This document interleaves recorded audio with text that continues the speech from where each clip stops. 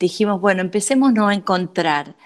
Y la verdad es que nunca pensé que ya estamos en el encuentro 11 todas las semanas, juntos, pensando, trabajando, compartiendo las experiencias de nuestras instituciones. Así que les digo a cada uno de ustedes bienvenidos, bienvenido a este encuentro semanal que es una hermosa oportunidad para compartir lo que hacemos.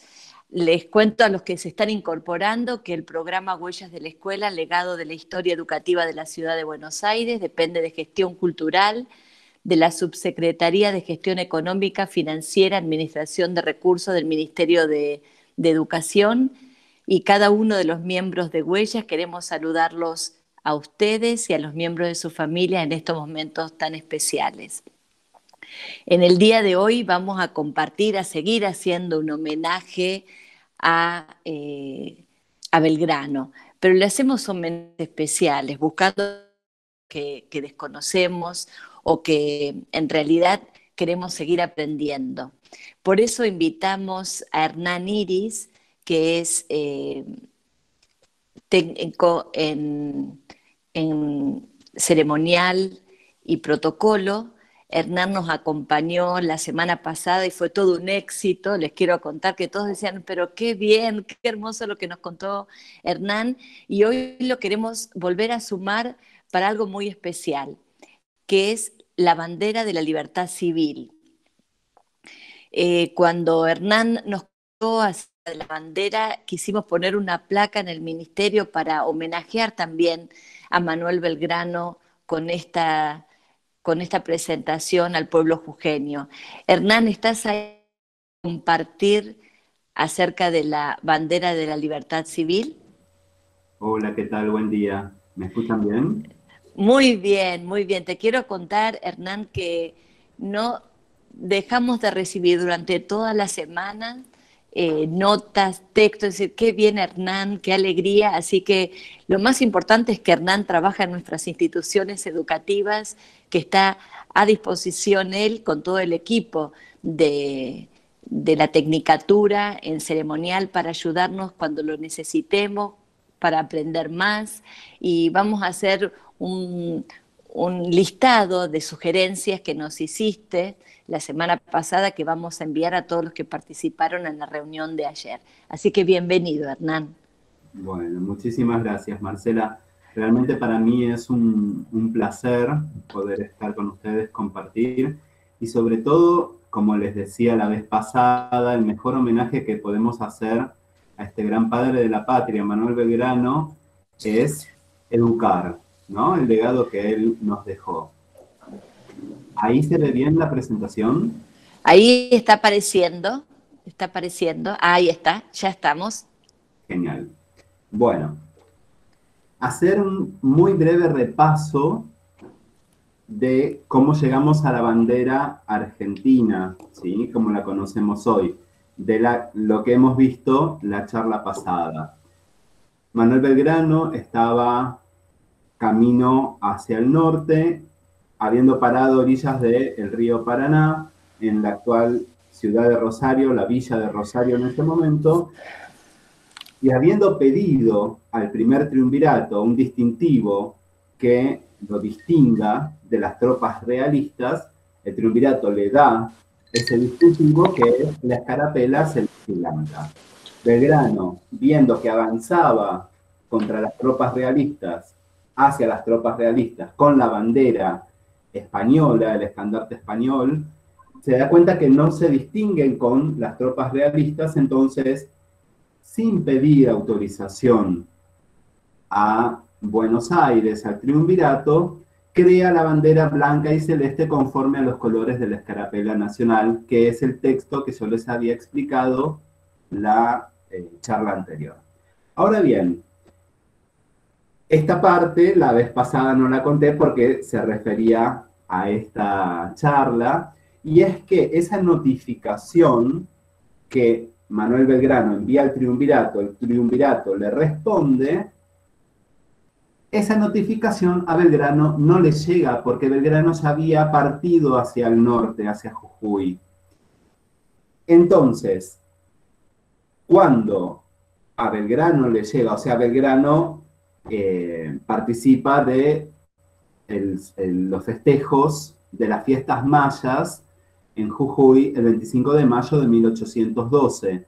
Él hace bendecir una bandera blanca y celeste y lo notifica a Buenos Aires nuevamente. Y Buenos Aires sí, habiendo recibido esa segunda notificación, hace una reprimienda que esa notificación sí le llega a Belgrano. Parte de ese texto dice: por eso es que las demostraciones con que vuestra señoría inflamó las tropas de su mando, esto es, enarbolando la bandera blanca y celeste como indicante que debe ser de nuestra divisa sucesiva, las cree este gobierno de una influencia capaz de destruir los fundamentos con que se justifican nuestras operaciones y protestas que hemos sancionado con tanta repetición. Y después dice, continúa el texto y dice: haga pasar por un rasgo de entusiasmo el suceso de la bandera blanca y celeste enarbolada, ocultándola disimuladamente y subrogándola con las que se le envía, que es la que hasta este momento se usan en esta fortaleza. Esas banderas, ¿cuáles eran? Las banderas con la Cruz de Borgoña, las del ejército, y las banderas que en ese momento era la bandera española con los reinos de Castilla y León, ¿sí? Ahora bien, entonces, vienen las fiestas mayas, en 1812, él estaba en Jujuy, hace bendecir esa bandera, le llega la notificación de Buenos Aires y como buen abogado él responde. Es una larga carta que se conserva en el Archivo General de la Nación. Yo solamente les voy a leer la última parte. Dice: la bandera la he recogido y la desharé para que no haga ni memoria de ella, y se harán las banderas del regimiento número 6 sin necesidad de que aquellas se noten por persona alguna. Pues si acaso me preguntasen por ella, responderé que se reserva para el día de una gran victoria por el ejército, y como ésta está lejos, todos la habrán olvidado y se comentarán con lo que se les presente. Dios guarde a vuestra excelencia muchísimos años. Jujuy, 18 de julio de 1812. Ahora bien, con este texto, aparte los invito a que lo lean porque realmente en ese texto Belgrano no puede creer lo que el triunvirato le está diciendo, ¿no? Él contando con los pocos recursos que tenía, entusiasmando a las tropas con un paño, y lo desautorizan, o sea, la carta le llega por segunda vez, él dice que la primera no le llega, bien, y lo finaliza con esto: la recogeré para los días de la gran victoria, lo cual veo muy lejano, como diciendo, mientras ustedes sigan gobernando desde Buenos Aires de esta forma, esa victoria no va a llegar. Julio de 1812. Y pasamos al 23 de agosto de 1812, al éxodo jujeño. Belgrano, estando en Jujuy, sabiendo que las tropas realistas a cargo de Pío Tristán avanzaban hacia ellos, y sabiendo que Belgrano no iba a ganar la batalla por los recursos con los que contaba, decide tomar esta proeza histórica que es el éxodo. Pero este éxodo de todo el pueblo es arrasando con las tierras, con las construcciones, con el ganado, y solamente llevando lo que podían cargar ellos. Y da la orden. Bien, esto no lo consulta Buenos Aires. Como general del ejército da la orden y el pueblo se suma. Avanzan hacia Jujuy. En ese momento también tenemos que considerar que estaba por caer el primer triunvirato y asumir el segundo. Cuando avanzan hacia Tucumán, el pueblo tucumano se suma al pueblo jujeño y avanzan nuevamente para la batalla. Tengamos en cuenta que si no, también el pueblo tucumano sabía que las fuerzas realistas avanzaban hacia ellos, ¿sí? Entonces, cae el primer triunvirato, surge el segundo. Unido el pueblo tucumano al jujeño, se ganan las batallas de Tucumán primero, el 24 de septiembre, y luego, en febrero, la batalla de Salta, ¿sí? Surge en ese momento la asamblea del año 13, con todo lo que eso significa, y una de las cosas que va a tener en cuenta esta asamblea es que los documentos no se pueden seguir sellando con el sello del rey, porque el rey no estaba en el trono. Carlos IV había abdicado en favor de Fernando VII. Fernando VII, mediante la farsa de Bayona, había entregado el trono a Napoleón Bonaparte, y Napoleón Bonaparte se lo había entregado a su hermano José. Cae la Junta de Sevilla, lo cual produce, como habíamos visto en la charla pasada, todo el movimiento de mayo. No se pueden sellar los sellos con la autoridad de una persona que no está en el trono. Entonces, lo que va a hacer la asamblea es tomar de la moneda que les enseñé en la charla pasada, la primera moneda patria de 1813, el sello de la asamblea, el sello mayor. Este va a ser el sello de la asamblea. Bien, va a haber dos sellos, uno de la asamblea y el segundo es del Poder Ejecutivo, que en otra próxima charla vamos a ver cuando veamos acerca de el escudo nacional argentino y su historia, vamos a ver el porqué de este sello. Pero por lo pronto saber que este es el sello de la asamblea. Ahora bien, vamos a las fiestas mayas de 1813. Belgrano recibe junto al Cabildo de Jujuy la directiva del Cabildo, del Triunvirato en Buenos Aires, la directiva de los festejos de las fiestas mayas. Y era todo un acontecimiento estas celebraciones. Pero aparte, no tenemos que perder de vista que estamos en mayo. Jujuy, no es que el pueblo volvió a Jujuy y comenzó y siguió todo como estaba. Vuelven a una tierra arrasada, sin cosechas, sin ganado, con cuerpos de ganado en putrefacción, sin construcciones, o sea, era un pasaje desolador. En esas instancias deben celebrar, y Belgrano va a tener la feliz idea de crear una bandera, porque lo que pedía el rito es que se paseara el estandarte del rey. Ese pendón real del rey que no estaba y que ya habíamos tenido la consecuencia del 25 de mayo de 1812, Belgrano lo que hace es, ¿se acuerdan la carta que dice, la bandera la recogeré y la guardaré para el día de la gran victoria? Esa victoria se había producido en la batalla de Tucumán y de Salta. Belgrano utiliza el estandarte blanco y celeste. Bien, el pueblo se lo pide para pasear, él autoriza a que se use ese estandarte, esa bandera que en ese momento es la bandera del ejército. Bien, no es la bandera del territorio. La bandera territorial recién va a ser en 1816 con la Declaración de la Independencia. Perfecto. Pero en este momento Belgrano lo que hace es mandar a hacer un estandarte. Y lo notifica a Buenos Aires.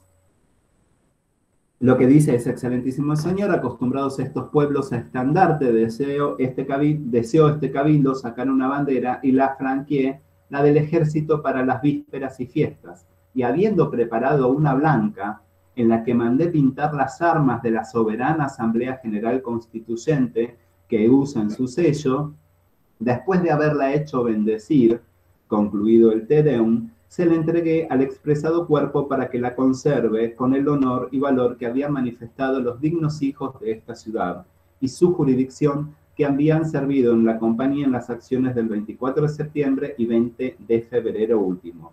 Espero que sea de la aprobación de vuestra excelencia, Dios guarde a vuestra excelencia muchísimos años. Ese estandarte es este estandarte que se conserva hoy en Jujuy. Este estandarte, Belgrano lo hace pintar con el sello de la asamblea, exactamente igual, ¿sí? Va a tener solo algunas diferencias. ¿Por qué es importante esto? Porque Belgrano, después de hacerlo bendecir por Gorriti, y acá también tenemos la fuerte presencia religiosa en el pueblo, lo hace bendecir y se lo entrega en custodia al alférez. El alférez en ese momento era quien custodiaba estas cosas. Se conserva su nombre, Santiago López, y se lo va a entregar al pueblo jujeño en recompensa por las hazañas realizadas en la gesta emancipadora, sobre todo en el éxodo jujeño. Vamos a ver en este escudo pintado algunas características especiales, pero sobre todo se parece al escudo nacional como lo conocemos hoy. Bien, acá tenemos otras fotografías y esta es la fotografía de la placa que comentaba Marcela. Es la última vez que se fotografía este paño siendo enarbolado. Posteriormente se lo va a encuadrar y ya no se lo va a retirar. Recién este año se lo retiró para la restauración, ¿bien? Para la conservación sobre todo. Sabemos que Belgrano, perdón si voy rápido, pero no quiero pasarme del tiempo del otro expositor, ¿sí? Sabemos que Belgrano recibe una recompensa por las dos batallas que gana, la de Salta y la de Tucumán. Esa recompensa son de 40.000 pesos oro, que sería el equivalente hoy de 80 kilos de oro. Como les comenté la vez pasada, Belgrano esto no lo utilizó para sí. Belgrano muere en la máxima pobreza. Este dinero Belgrano lo entrega para construir 4 escuelas. Él creía profundamente en la educación del pueblo. Esas escuelas estaban pensadas en Tarija, Bolivia, Jujuy, Tucumán y Santiago del Estero. Lamentablemente, esto no se lleva a cabo con el pensamiento de Belgrano y una de las últimas escuelas se hizo durante el gobierno del doctor Menem, ¿sí? Bien. En cada una de esas escuelas él manda a pintar este escudo para que se ponga en su frente. Estos escudos hoy se conservan, son similares entonces al paño que le entrega al pueblo jujeño. Ahora bien, en nuestro escudo nacional tenemos entonces la pica, que nunca se ve, la lanza, porque siempre está encapuchada con el gorro frigio, el gorro de la libertad, que simboliza la libertad. Fíjense el remate que tiene el escudo, lo vamos a ver más en detalle cuando veamos la historia del escudo nacional. Simplemente saber que representa la libertad, los distintos pueblos lo han tenido, el más emblemático es el francés, que es el que se utilizaba en los tiempos de la Revolución Francesa. Ahora bien, en esta bandera que Belgrano hace pintar en este estandarte y en los escudos, ese gorro frigio va a tener esta característica. ¿Se acuerdan que yo les dije que tenía un pompón? Recién se los mostré. Bien, termina con este fleco dorado y no es un símbolo menor. ¿Por qué? En los escudos también aparece. Porque este fleco es lo que utilizaban los incas, se llama mascaipacha, utilizaban para denotar el poder del emperador inca. Entonces, habrán escuchado que en las propuestas de Belgrano quería devolver el trono al inca. Cuando se empieza a pensar en la forma de gobierno, Belgrano lo propone al inca y lo toman como un disparate. Pero bueno, en este gesto Belgrano reconoce al pueblo originario con la voluntad de devolverle el poder. Las cintas que unen los laureles, los adornos externos, son, en nuestro escudo nacional, se lo denomina el ennisco, y tienen los colores nacionales, pero en el escudo de los colegios y en la bandera es rojo. Recuerdan que yo les mostré 2 parches de las victorias de la batalla de Salta y de Tucumán. También tienen los lazos rojos. Bien, estos lazos, este es el que les comentaba, Este es un escudo que vamos a ver, simplemente se los muestro, no se los adelanto, pero tiene muchísimo que ver con nuestro escudo nacional. También tiene los lazos rojos. Bien, esto es lo que Belgrano hace colocar en este estandarte de Jujuy. El color del paño es azul, no es celeste. Posiblemente, pensemos que Belgrano lo manda a pintar el 23-24 de mayo, para el 25 utilizarlo. Serían quizás los colores que se contaban. Quizás este color se oscureció. Este dato no se tiene registrado. Las manos son desnudas, símbolos de la igualdad, de la hermandad. Se utiliza este sol. Tengamos en cuenta que no había expertos en dibujos, se pintaba lo que se podía. Recordemos que no es un sol inca, es un sol de mayo. Bien. Voy pasando rápidamente. Y vamos a llegar entonces al 2015, mediante ley 27.134, el Congreso de la Nación, mediante esta ley, designa la bandera de Jujuy, la bandera de la libertad civil, como símbolo patrio histórico. ¿Y por qué es importante destacar símbolo patrio histórico? El decreto 10.302 establece los símbolos nacionales, que son la bandera, el escudo y el himno. Y habíamos visto que los símbolos nacionales representan la soberanía de la nación. Este es un símbolo patrio histórico, no representa la soberanía, sino que es un símbolo que registra la historia, representa la historia. ¿Bien? El artículo 2 de dicha ley dice: la imagen, las proporciones y los colores de la bandera nacional de la libertad civil se ajustarán a las condiciones y especificaciones técnicas determinadas por los anexos 1 y 2 de la presente ley. Y va en la ley, en el boletín oficial, cuando se publica, va a estar justamente ese dibujo, si quieren mencionarlo para identificarlo, precario, que se estampa, que se pinta en la bandera. Tiene que ser exactamente igual, no el escudo nacional, el escudo que Belgrano hizo pintar, con esas proporciones, con esas características. El artículo 3 dice: las medidas, características y accesorios de la bandera nacional de la libertad civil de ceremonia y de la bandera nacional de la libertad civil de izar se ajustarán a las disposiciones que rigen para la bandera oficial de la nación. ¿Eso cuál es? La mojarra con el asta, el tahalí y la corbata, que es igual que la bandera nacional argentina. No lleva otros colores, no lleva otra disposición, porque mediante el artículo 3 se asocia a la bandera nacional argentina. El artículo 4 dice: la bandera nacional de la libertad civil puede emplearse en cualquier circunstancia a condición de que se exhiba siempre en forma conjunta con la bandera oficial de la nación. No se la puede colocar separada, sin la bandera argentina. ¿De acuerdo? Ahí estamos en el caso. Esto es en el monumento a la bandera. Ya no está cumpliendo con un artículo, que es que se le exhiba junto a la bandera nacional argentina.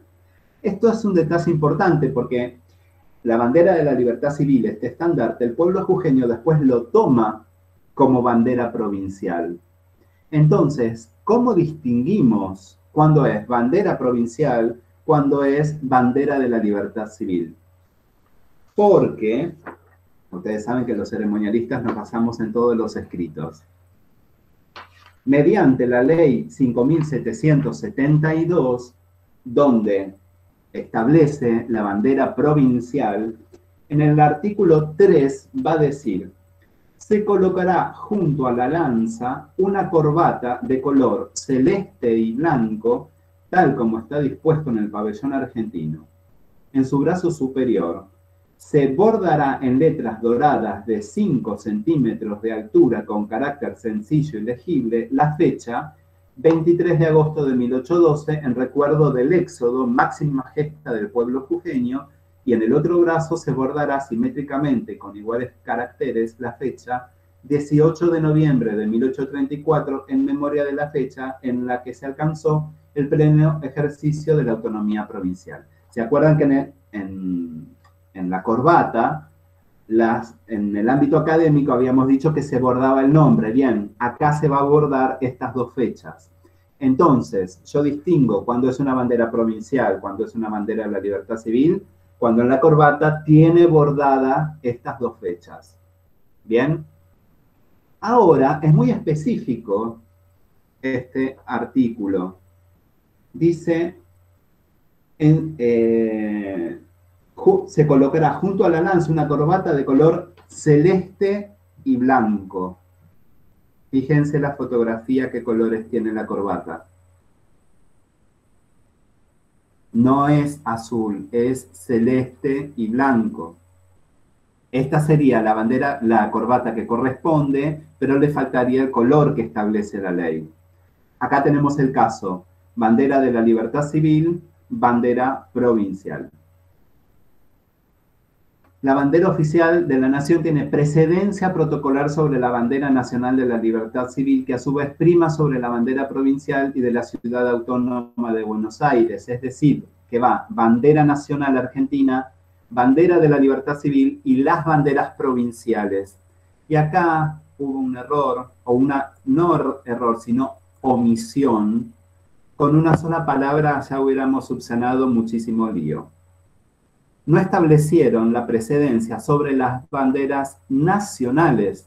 Dicen que tiene precedencia sobre las territoriales provinciales. Entonces, cuando se colocan más banderas nacionales, no se sabe si se ponen delante o detrás. Lo cierto es que un símbolo patrio histórico no puede tener precedencia sobre territorios, ¿sí? Pero bueno, es otro tema. Bien. Listo, dejamos ahí para no sacar más tiempo, ¿sí? Simplemente agradecerles esta confianza, ¿sí? Sé que fui muy rápido, espero haberles al menos sembrado la semilla de la duda o esta semillita de saber que existe un símbolo patrio histórico y que todos podemos utilizarlo. Hernán, para nosotros es una alegría saber, poder disfrutar. Tenemos todos ganas de tener en nuestras escuelas la bandera de la libertad civil. Creo que es un contenido que tenemos que incorporar. Y bueno, así se incorpora, escuchando, dialogando. Te queremos agradecer muchísimo. Y por supuesto, el 9 de julio vas a estar con nosotros con el escudo nacional. Es una alegría. Acá nos están preguntando si hay escuelas que la tienen.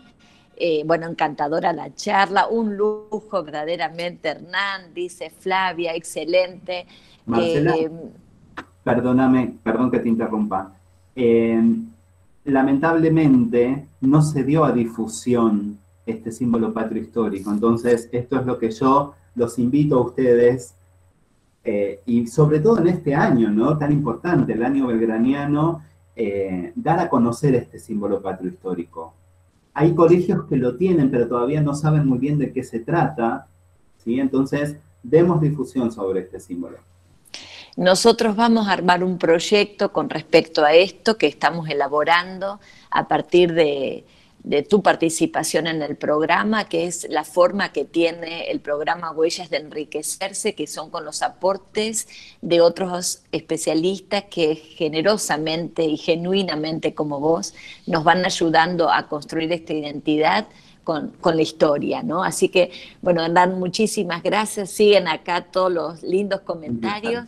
Y invitamos ahora sí, y espero compartir la Escuela Belgrano, la experiencia de recuperación del patrimonio histórico, porque consideramos, Hernán, y a todos le contamos, siempre en nuestras reuniones, en nuestros encuentros, participan nuestras escuelas contando, compartiendo las experiencias que tienen. Así que estás ahí, Tatiana, para presentar a la Escuela Belgrano, y bienvenidos. Sí, gracias Marcela. Buenos días a todos. Muy interesante la exposición de Hernán sobre la bandera de la libertad civil y los símbolos patrios. Como dijimos, continuando con las exposiciones de hoy, queremos presentar a Andrea Beatriz Riera y Diana Solís de la Escuela de Comercio número 7, Manuel Belgrano, institución que se origina con mucha presencia de la comunidad argentino-alemana en el barrio. Andrea Beatriz Riera es profesora de plástica desde el año 89 en el Comercial 7. Hoy coordinadora del proyecto Museo Comtex Jumio, proyecto que realizaron entre quienes están activos dentro de la escuela y aquellos que por alguna razón egresaron, ya sea alumnos o docentes, incluyendo vecinos, asociaciones vecinales y comunidad alemana. Diana Solís es perito mercantil egresada de esta histórica institución, profesora y licenciada en Sociología de la Universidad de Buenos Aires. Actualmente colabora con el Museo de la Escuela. A continuación nos van a presentar la exposición Historia de la Escuela de Comercio número 7, Manuel Belgrano. Diana y Andrea, les damos la palabra.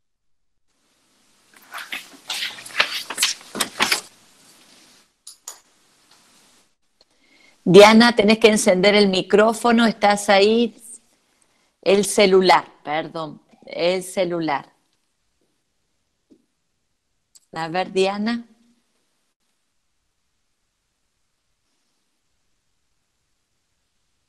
Hay unas imágenes que habíamos compartido la vez pasada de la Noche de los Museos, que han realizado una excelente exposición. Espero, Diana, ¿estás?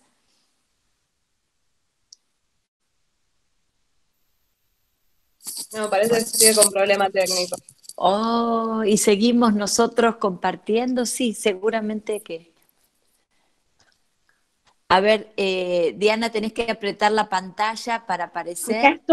Acá Ay, acá estoy, puede estoy. ser, bueno, vamos, Dale, vamos, contanos, ya Diana. estamos, bueno, Ahí bueno, estamos. lo logramos, bueno. Como egresada del Comercial 7 voy a tratar de retomar cómo avanzamos con este proyecto museo. Aunque ella esté presente, yo voy a hablar de Andrea Riera, digamos, a pedido de ella. La profesora Riera en el año 2009 tenía horas pasivas por un problema de salud. Ella en ese momento percibió que estaba en una institución donde convergían dos historias, donde había algo muy grosso desde el punto de vista histórico y patrimonial. Ella, digamos, percibió que estaba en el Comercial número 7, que es donde trabajaba, pero que a la vez aparecía el edificio, estaban dentro de un edificio que era la que había sido la Humboldt-Schule, la primera escuela alemana de Belgrano en 1908. Eso la llevó a armar un proyecto museo y, digamos, lo había puesto en una página en internet y un conjunto de exalumnas, en principio nosotras, las del año 62, pero después se unieron de distintas promociones, nos acercamos a la escuela, vimos ese proyecto y nos pusimos a trabajar, digamos, apoyando el proyecto museo de Andrea. Ese proyecto, les doy el nombre porque es muy importante porque va mostrando los objetivos.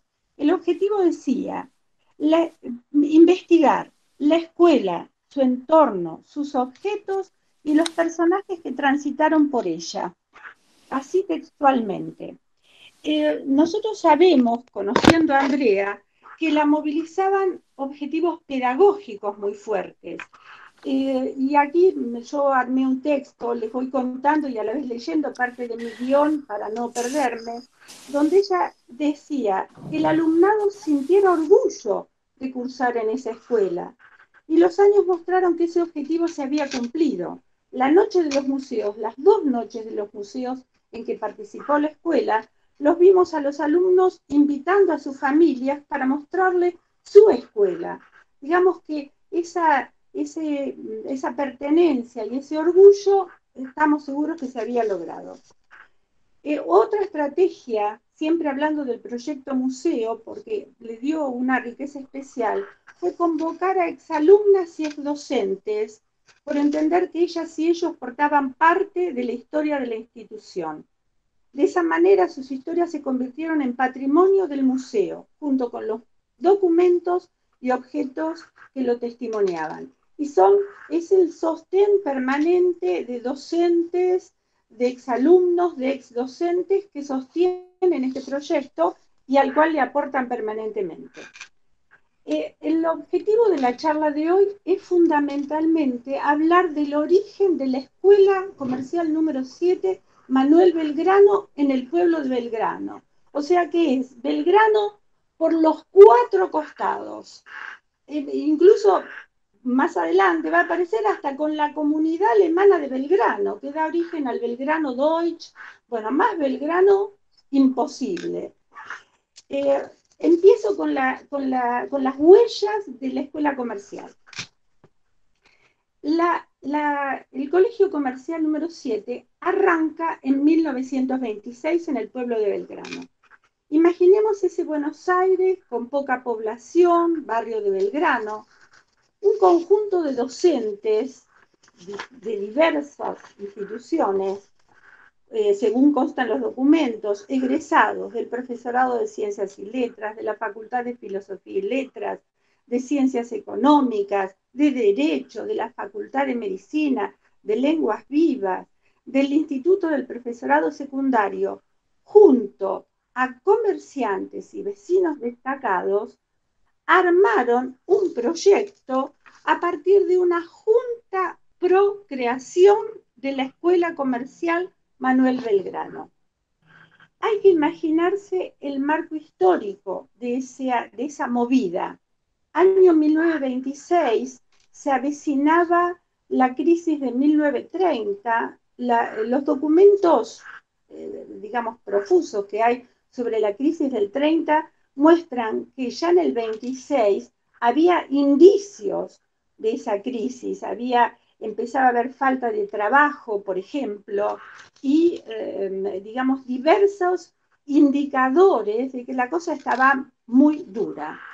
En ese marco, esa junta tiene un objetivo, y lo cito textualmente: imprimir a la educación de la mujer una orientación práctica tendiente a asegurarle un porvenir a las niñas que por dificultades económicas no podían costearse sus estudios en establecimientos ubicados en lejanos distritos.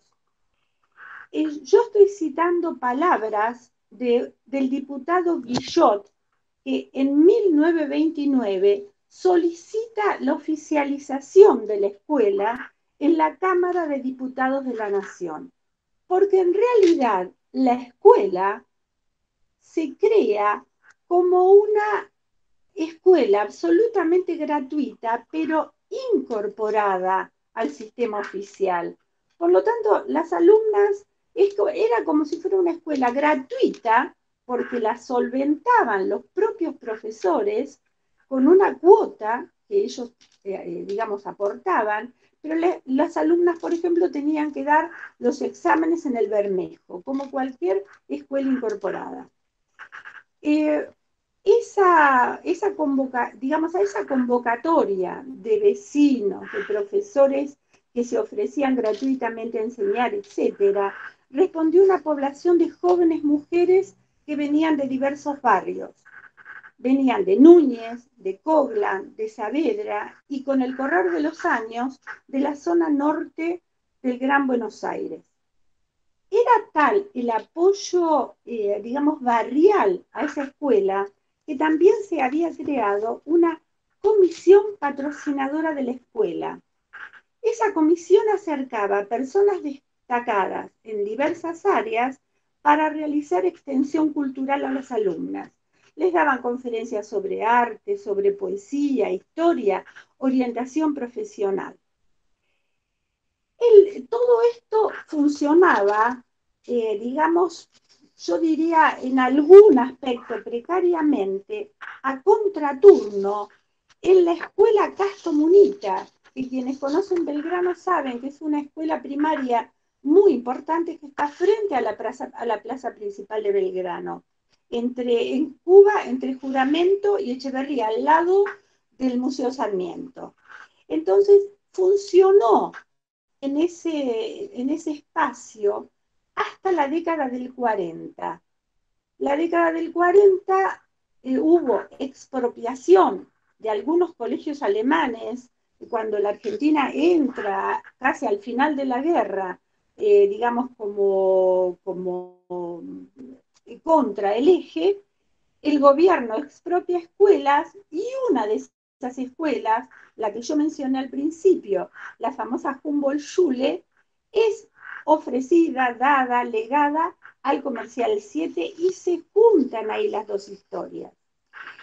Yo, digamos, estoy sintetizando esto y digo, como resultado de este movimiento generoso de los profesores originales, de calidad, cuando ya vieron la formación y lo que se ofrecía a esa escuela. Esta escuela fue ganando enorme prestigio entre las escuelas de la ciudad. Nosotros desde el museo recogimos las historias laborales de las alumnas, que creo que a alguna de ellas les va a llegar, digamos, en el documento que Andrea ofreció a Huellas, porque, bueno, ese es como un trabajo de investigación cualitativa, de ver los testimonios de las exalumnas, dónde habían trabajado, qué historias laborales presentan, incluso las razones de la elección del Comercial 7, que también tenemos documentos. Tenemos múltiples testimonios que muestran que muchas generaciones de mujeres lograron una brillante inserción en el mundo del trabajo gracias a la iniciativa de ese pueblo de Belgrano, porque eran los vecinos de ese lugar el que soñaron esa escuela. La historia de la escuela y sus egresados nos provee también de enorme material para entender la importancia que tuvo la carrera de peritos mercantiles, fundamentalmente en la incorporación de la mujer a áreas de oferta de trabajo calificado vinculado al comercio y a la industria. Y en este momento, uno de los objetivos del museo, digamos, de las huellas, es también rescatar las huellas de la formación de peritos mercantiles en la medida en que ya es histórica. No existe más esa formación, pero nosotros contamos con textos, documentos del Ministerio de Educación, biblioteca, que era nacional la biblioteca del INEF, era ahora me confundo con otras historias. Era el Ministerio de Educación proveía digamos, de libros en un montón de idiomas, francés, alemán. Es una biblioteca económica descomunal la que tiene el colegio, porque la nación proveía de eso a sus escuelas nacionales. Entonces estamos tratando de armar la historia de los peritos mercantiles.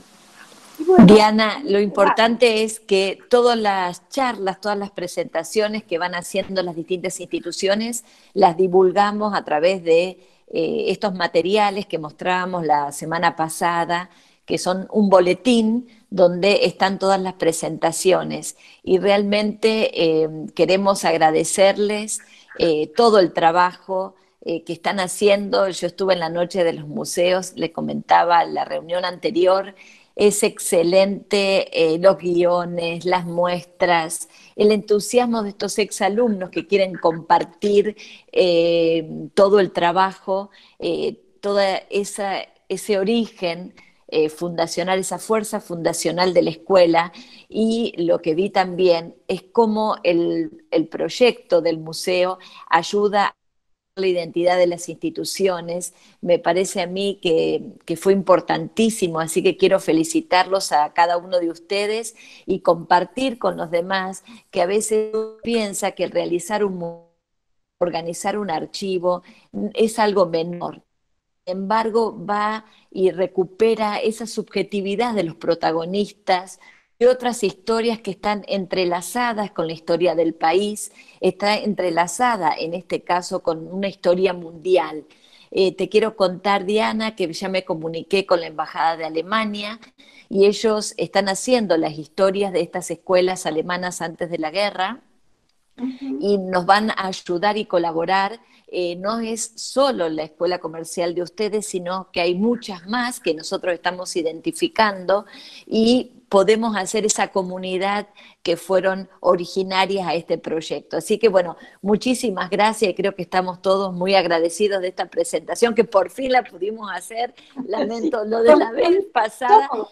pero estamos Un aprendiendo a lujo, comunicarnos. un Así que lujo. muchísimas gracias y ahora invitamos a Cristina Linares.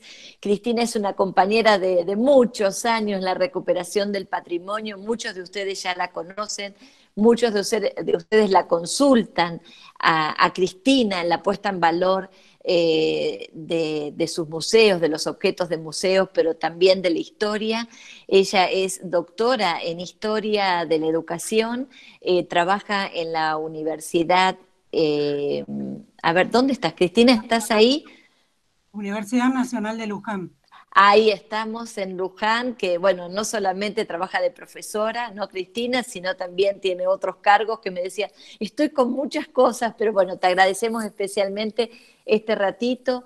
Ha dedicado muchos años de su vida profesional en los libros de lectura, ha hecho su tesis sobre este tema y bueno, es una experta que fue también y trabaja en el Museo de las Escuelas, compañera de hace muchos años, una alegría tenerte y que nos cuentes, porque es la primera vez que empezamos a tocar este tema formalmente, los libros de lectura, los libros de textos y demás, eh, para compartir.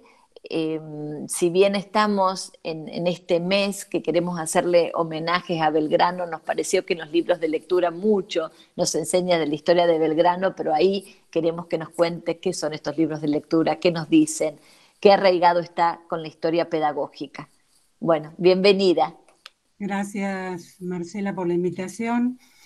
Sí, en realidad vamos a hablar de los libros de lectura, no específicamente de Belgrano, y de estos libros de lectura que, como el título de la exposición dice, que van de las aulas al archivo, porque es un modelo de libros de lectura que tienen 100 años y que en la década de los 90, 1990, 2000, este modelo va a desaparecer.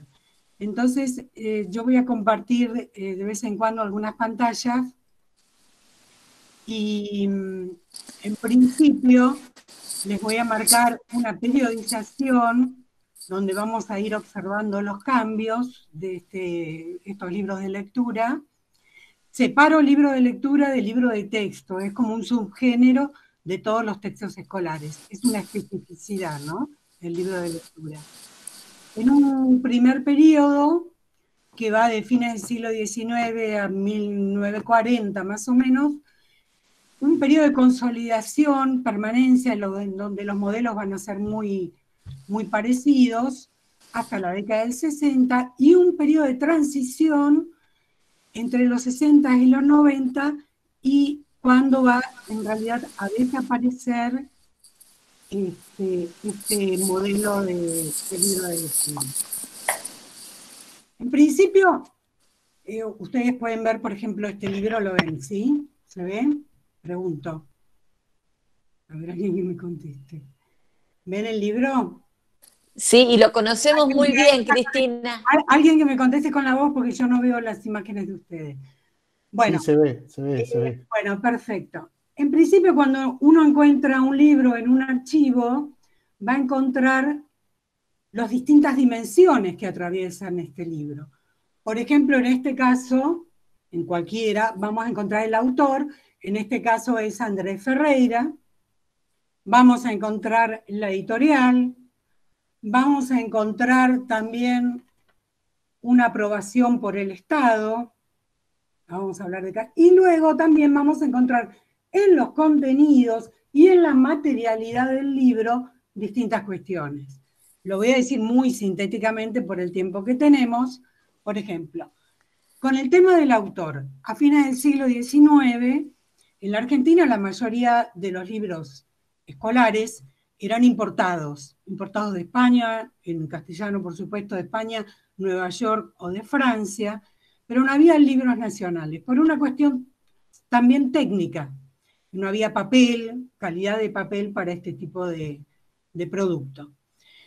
Y a fines del siglo XIX, las editoriales empiezan a buscar autores argentinos para escribir textos escolares, porque ya se estaba viendo que los contenidos de los libros importados no respondían a la construcción de la nacionalidad que se quería conformar. Entonces ahí empiezan a aparecer estos primeros libros. Estos autores, muchos de ellos formaban parte, algunos del Consejo Nacional de Educación, o eran inspectores, tenían formación universitaria, otros. No tenían formación literaria, pero sí tenían una formación pedagógica, una cuestión que uno tiene que ir ahí a compensar. Por otro lado, las editoriales. No había editoriales en el país hasta fines del siglo XIX. Por lo general era el librero, el imprentero, el que imprimía, el que, tampoco editorializaba los textos en general. Ahí aparece, por ejemplo, en este caso con el nene, Ángel Estrada. Bueno, no vamos a profundizar en esto, pero empiezan a aparecer varias editoriales nacionales dedicadas específicamente a textos escolares y libros de lectura en particular. Otra cuestión, el Estado, acá dentro del libro, dice obra adaptada como texto por el Consejo Nacional de Educación. También todos los libros tenían que ser aprobados por una comisión revisora de textos. Esto se va a mantener hasta 1983. Cuando asume con la recuperación democrática, se pensó que controlar los textos escolares no era democrático, veníamos de una fuerte dictadura, así que en principio hasta 1983 siempre hubo revisiones. Y además se elegían una cantidad, a veces eran 6, a veces 12 por grado, se fue variando, se intentó imponer un texto único que no tuvo éxito, pero siempre el Estado controló los textos escolares. No solo con estos consejos, sino a través también de los planes de estudio, porque los libros tenían que adaptarse al plan de estudio que había en vigencia en cada uno de los grados, ¿no? Bueno, otra cuestión. Cuando uno tiene un libro, dice el autor, la editorial, el Estado, también están pensando en quiénes van a ser los lectores. Y en este caso, por lo menos hasta la década de 1940, no era solo el niño en edad escolar, sino que también eran los padres de familia.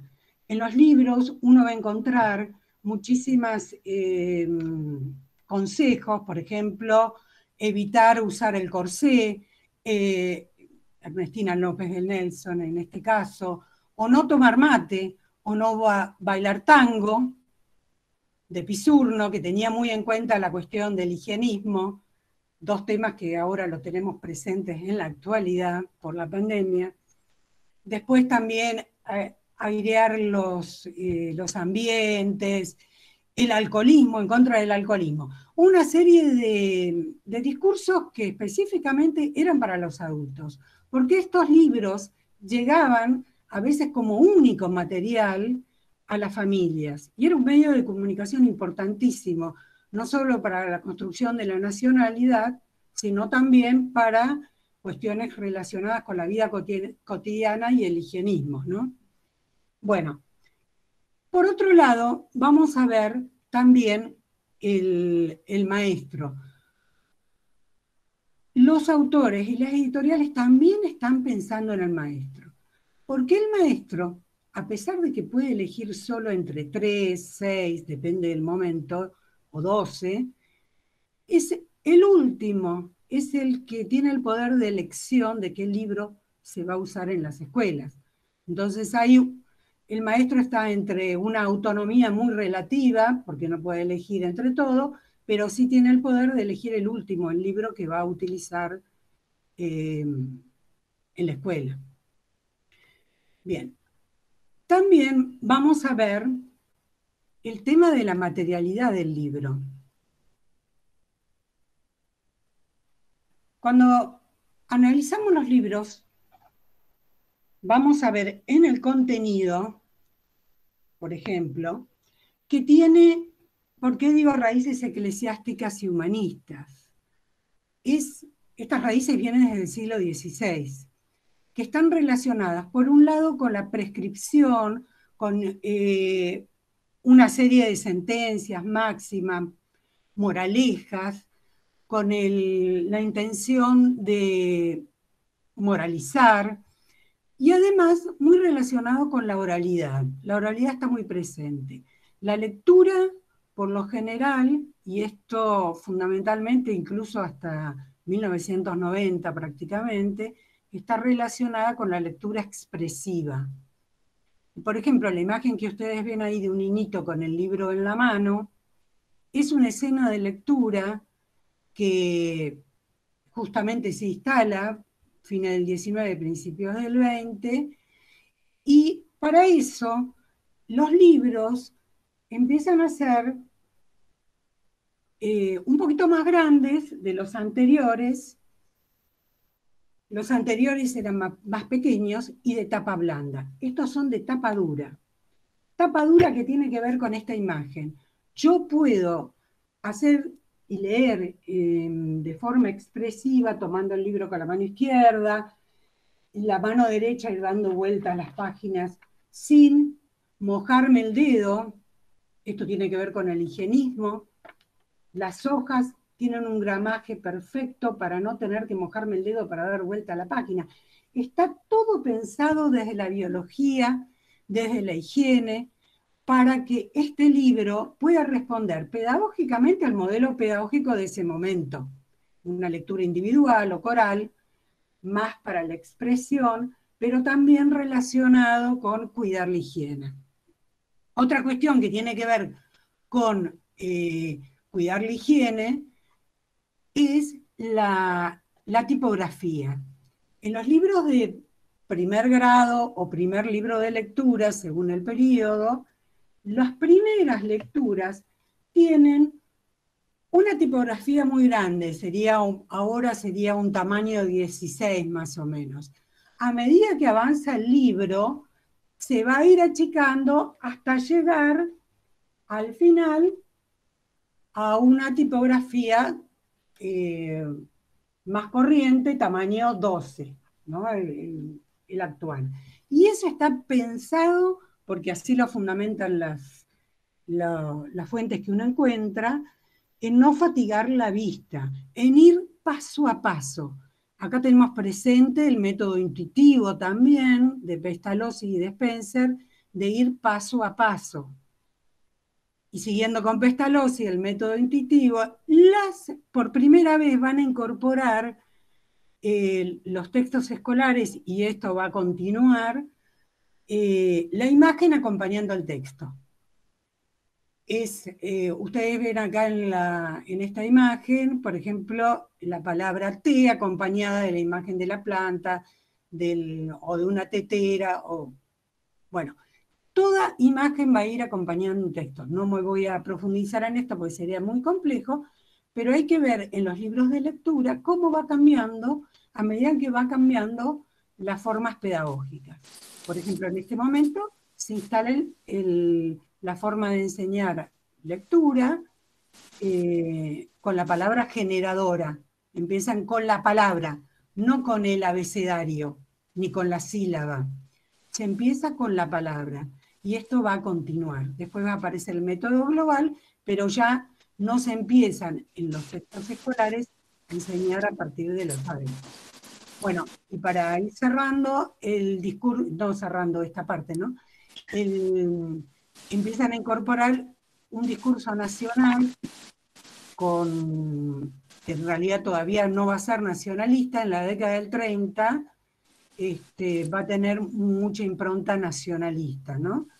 Pero bueno, van a aparecer los símbolos nacionales. Bueno, rápidamente voy a ir al próximo periodo, que le llamo de consolidación y permanencia. ¿Qué pasó acá?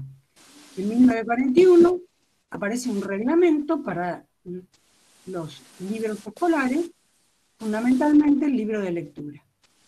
¿Qué cambios hay? Empieza a ser fundamentalmente literario. ¿Qué quiere decir esto? Los libros anteriores a este periodo, en muchos, uno va a encontrar materiales referidos a ciencias naturales, a ciencias sociales, geografía.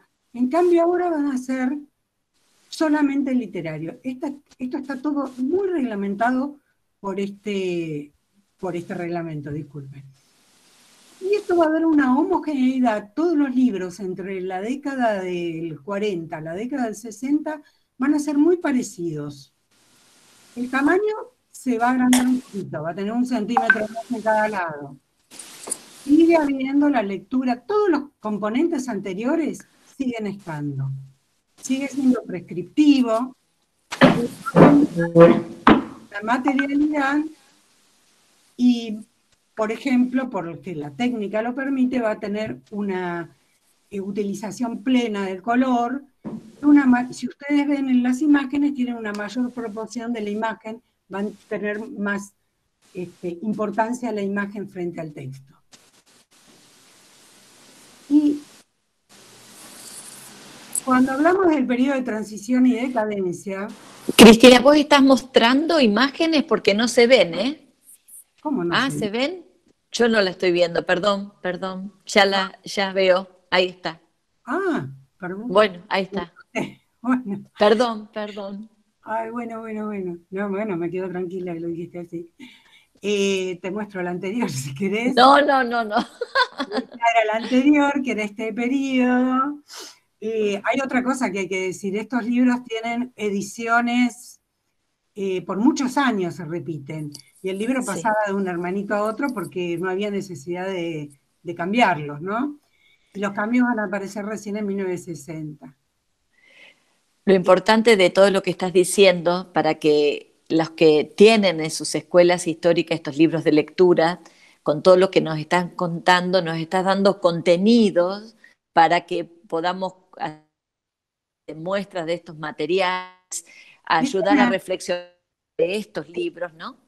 Sí, esa es la intención, que cuando uno saca un libro de un archivo pueda ver que ese libro, en el objeto libro, es algo más que un objeto libro. Está el autor, las editoriales, el momento histórico, el Estado, los maestros, los contenidos pedagógicos, los condicionamientos técnicos, todo lo que uno puede leer de ese texto.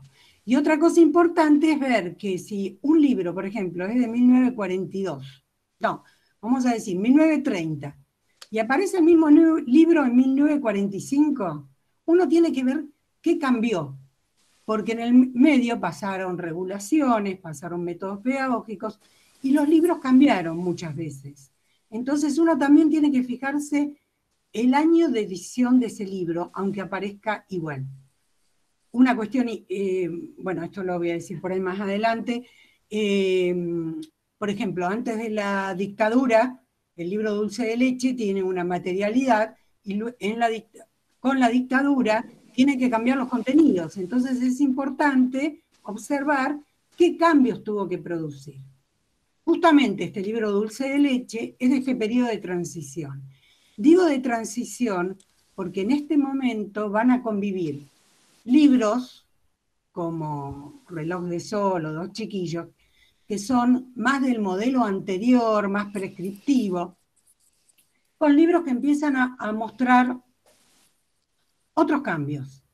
¿Qué otros cambios? Por ejemplo, vamos a encontrar que en el libro se puede cortar, se puede escribir, que en el libro hay otro modelo de mujer, además del de ama de casa, enfermera o maestra, que la mujer está en otro tipo de trabajo, que las imágenes van a cambiar, ya no van a ser solo realistas, como se exigía en las reglamentaciones anteriores, sino que van a apelar a un modelo, a no modelos prescriptivos. Que además el libro va a dejar de ser solo literario y en el sentido de que va a incorporar otros géneros textuales, como la historieta, por ejemplo, ¿no? Y bueno, varias otras cuestiones, a ver cómo andamos de tiempo. Bueno, para terminar acá de 1990, si uno ve este... Son los últimos, ¿no? Sí, es el último. Acá ya este libro de lectura que veníamos hablando y que justamente coincide con los prácticamente, por ejemplo, el nene que de 1895 apareció hasta 1959, miren los tiempos que tenían estos libros. Bueno, a partir del 90 ya el libro de lectura dejó de ser libro de lectura. Es lo que en Argentina llamamos manuales, que en realidad son libros enciclopédicos, porque solo en la Argentina le decimos manuales a los libros de textos escolares. Es un libro enciclopédico, van a estar todas las asignaturas o las disciplinas en el mismo libro. Por el tamaño y la tapa blanda, uno va a ver que ya no responde a esa escena de lectura individual, de parado en el frente de la clase. Este libro no sirve para eso. Quiere decir que también cambió el modelo pedagógico de lectura. Va a haber también lecturas en grupos, con compañeros, pero el libro va a estar apoyado, porque el libro, lo que se va a buscar más que la lectura expresiva, es una lectura comprensiva. Bueno, por eso decíamos que todos los libros hasta 1990 se fueron, pasaron, digamos, no se fueron, pasaron de las aulas a los archivos, que es lo que vamos a encontrar en las escuelas ahora, ¿no? Bueno. Marcela, me pongo en silencio. Dice que abandonó la reunión. Tiene problemas técnicos. No sé si ahí está Milagros.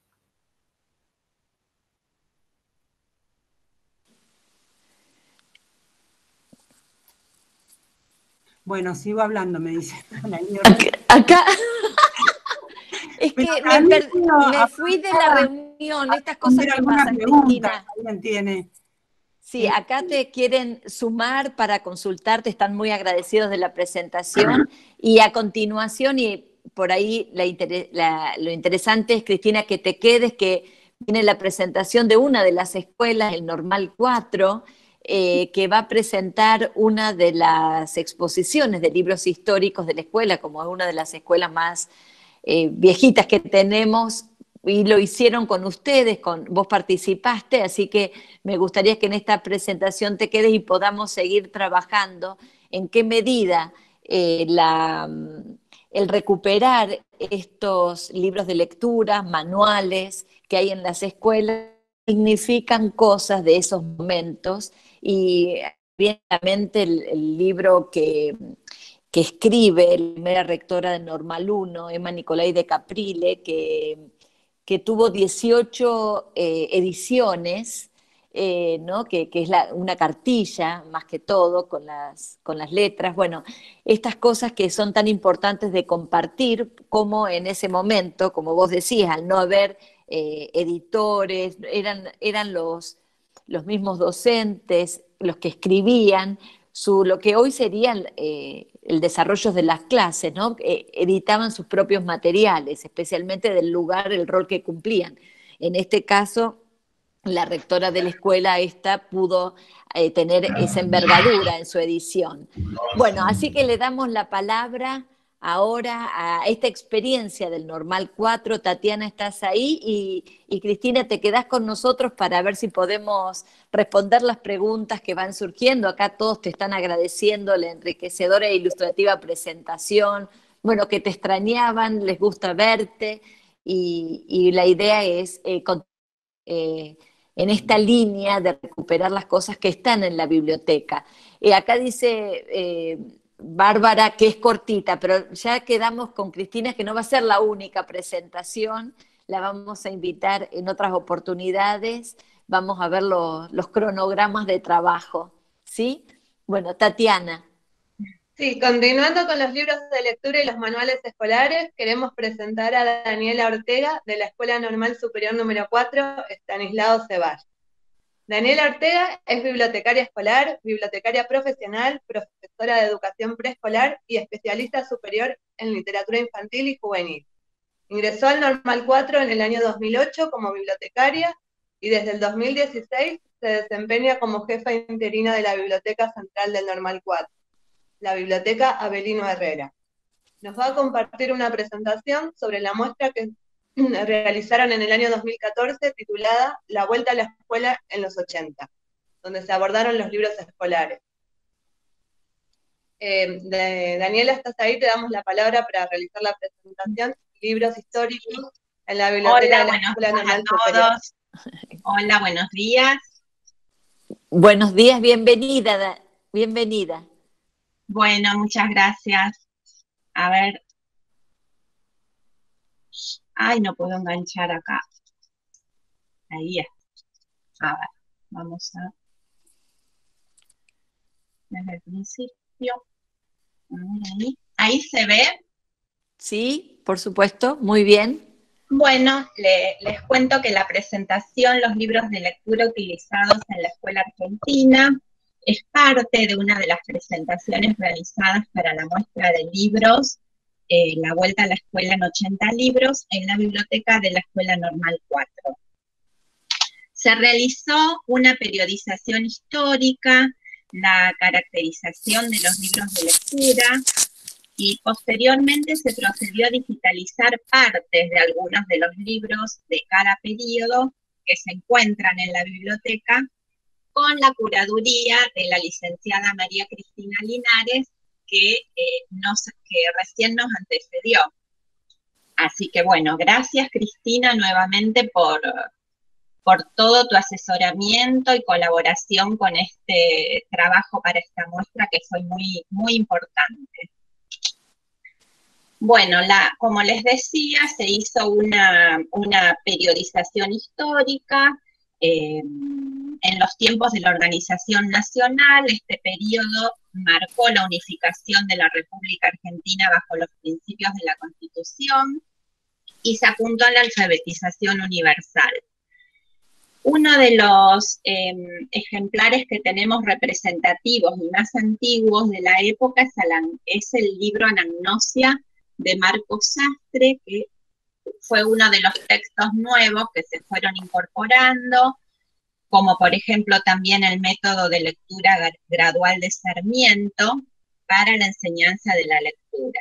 Fue fundamental el accionar de Sarmiento en la creación de escuelas normales y primarias, como también en la divulgación de ideas político-pedagógicas. Tiempos de la República Liberal.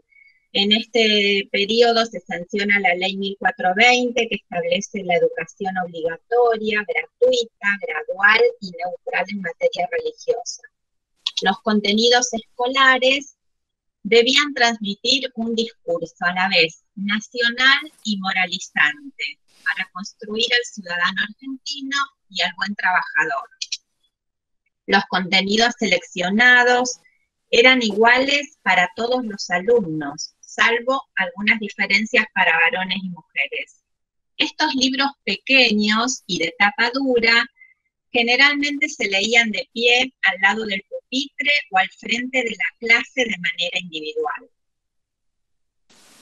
Pasamos a otro periodo que es el nacionalismo en los libros. Ya desde 1910 se inició en el país una profundización de las ideas nacionalistas. Los libros escolares reforzaron la enseñanza nacionalista, exaltando los símbolos patrios, el culto a los próceres, los recursos naturales y el folclore nacional. Profundizando el control sobre los libros de lectura, en 1941 el Estado Nacional aprueba el primer reglamento sobre los textos escolares con instrucciones acerca de la metodología, los contenidos, la forma, el tamaño y el diseño de los libros. Pasamos al periodo del peronismo en los textos. Durante las presidencias de Juan Domingo Perón, nuevos contenidos y textos escolares coexistieron con otros publicados anteriormente. Se aprueba un reglamento de textos escolares con indicaciones para incorporar las principales obras de gobierno. Este ejemplar es uno de lo que hemos conseguido, es el único que tenemos representativo del peronismo, porque como fueron destruidos posteriormente, entonces es muy difícil conseguir estos ejemplares de la época. Así se incluyeron el Día de la Lealtad, el Día de la Independencia Económica, contenidos de la nueva Constitución Nacional sancionada en 1949, como por ejemplo los derechos del niño y la ancianidad. Los libros comienzan a cambiar. Se produce una flexibilización en los controles sobre la producción de los libros y una renovación de los temas. La modificación del tamaño y la incorporación de la tapa blanda cambian la escena de lectura. Ya no se lee de pie. Los textos escritos en este periodo, en el periodo peronista, fueron destruidos masivamente y se prohibió en los nuevos textos la simbología peronista. Bueno, durante la dictadura militar, el Estado ejerció un control estricto de los contenidos y los textos escolares. Muchos libros que se leían en las escuelas, como por ejemplo Un elefante ocupa mucho espacio, de Elsa Bornemann, El Principito, de Saint-Exupéry, fueron prohibidos. Para evitar prohibiciones en los libros de lectura, las editoriales les pidieron a los autores que realizaran modificaciones.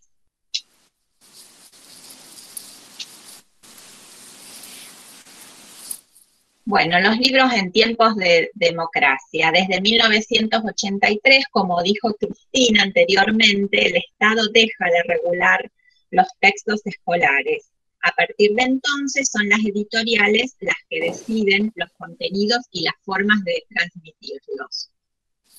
Las transformaciones en los métodos de enseñanza de lectura que se inician en los 70 se consolidan en los 90 gracias a los aportes del constructivismo piagetiano, de Emilia Ferreiro y a la teoría de Vygotsky. La lectura ya no es vista como un trabajo individual, sino social y comunicacional. Por otro lado, la revolución informática propone una nueva escena de lectura. Coexisten la linealidad de la escritura manuscrita o tipográfica con la hipertextualidad y lo multimedial. Bueno, a ver, no sé si fui muy rápido. No, excelente, porque me ya dijo no que tenía sí. que dar en 10 minutos, yo traté de acortar, perdón, pero traté de acortar lo más que pude, porque tenemos un montón de material. Te agradecemos muchísimo. La idea es, este es un tema que, de acuerdo a todos los comentarios, estamos muy entusiasmados. Todos hasta en casa tenemos libros de lecturas, y en esos libros de lectura está entramado la época, nuestra subjetividad, así que es un objeto a seguir estudiando y reflexionando. Teníamos un día bastante extenso de trabajo, por lo tanto pedimos que la intervención del Normal 4 y no quería, yo me acordaba de haberla visitado entonces a esta muestra, por eso lo recordé, no sabía que había participado también Cristina, así que fíjate el impacto. Sí, ella fue la curadora de la muestra, y de hecho la muestra se volvió a repetir en la primera noche de los museos. Quiero aclarar que también estaba como curadora en el Museo de las Escuelas, participó todo el equipo, más allá de que los contenidos, por supuesto, están relacionados con mi investigación, pero la curaduría, la puesta de colaboración de la exposición, estaba el equipo del museo, ¿no? Sí, claro que hice un recorte, Cristina, de toda la periodización histórica y la caracterización que hicimos, porque como tenía que acortar el tiempo de la exposición, La idea, a mostrar, entonces, bueno, que quede la idea por lo menos. La idea es que podamos seguir trabajando y creo que todo, y te invitamos también, Cristina, que todo lo que tenga que ver con libros de lectura podríamos hacer una jornada que ya habíamos hecho en su oportunidad con el objetivo de buscar al menos lo que hay en casa, ya no, que no podemos volver a las escuelas, y trabajar porque es interesante poder mirar con otros ojos a los libros de lectura para poder reconocer todas estas categorías que tanto Cristina como todo el personal del Normal 4 mostró en esta muestra. Así que yo quiero agradecerles a todos, se extiende, cada vez nos extendemos un poquito más, empezamos por 45 minutos y ya llevamos 1 hora y media. Acá todos hablan muy lindo de estas presentaciones, quiero felicitarlos, agradecerles. Y encontrarnos el próximo jueves a las 10:30 de la mañana. Vamos a tener la presentación de la Escuela Belgrano, la última Escuela Belgrano que nos queda para compartir y hacer el homenaje a Belgrano, y luego va a trabajar sobre láminas escolares, vamos a trabajar y la ciencia. Así que bueno, muchísimas gracias a todos. Queremos, para cerrar, hacer una invitación a Horacio Tinianelli, un compañero de Huellas. Hace hoy una charla y queremos invitarlos. Ahora ponemos la pantalla, la invitación. Así que nos vemos el próximo jueves. Pienso que los temas cada día nos interesan más. Empezamos, no sé si es que tenemos tranquilidad, pero podemos ver estos objetos de nuestras escuelas con otras miradas. Así que muchísimas gracias, Cristina Linares, muchísimas gracias, Hernán, y las 2 escuelas que participaron. Acá está la invitación, que hoy a las 19 estás por ahí, Horacio, y nos haces la presentación de estos mundos hipotéticos, que es una disertación que va a hacer Horacio Tinianelli, y los invitamos especialmente. Sí, Horacio, estoy. ahí Muchísimas está. gracias. Sí, ¿Querés sí, comentar así, cortito, pero así todos no, están todos estamos? invitados, es una charla de astronomía para todo público, pero no técnica, no es para especialistas, un poco de astronomía cultural y un poco también la historia de este procedimiento que tienen los científicos, los astrónomos de todo tipo, de inventar otros mundos para entender el propio, nada más que eso. Y Así ahora, que ¿cuántos bienvenidos todos. mundos, ¿Cuántos mundos? Yo quiero Justamente. agradecerles, es increíble la cantidad de personas que somos, y bueno, también pensar cómo agilizar, cómo compartir, y que todos tengan muchas palabras para decir, y compartir lo que hacemos. Muchas veces adentro de la escuela tenemos nada más que las visitas de la escuela, y hoy estamos abriendo a que cada uno se pueda sumar. Así que muchas gracias y nos vemos el próximo jueves. Hasta luego.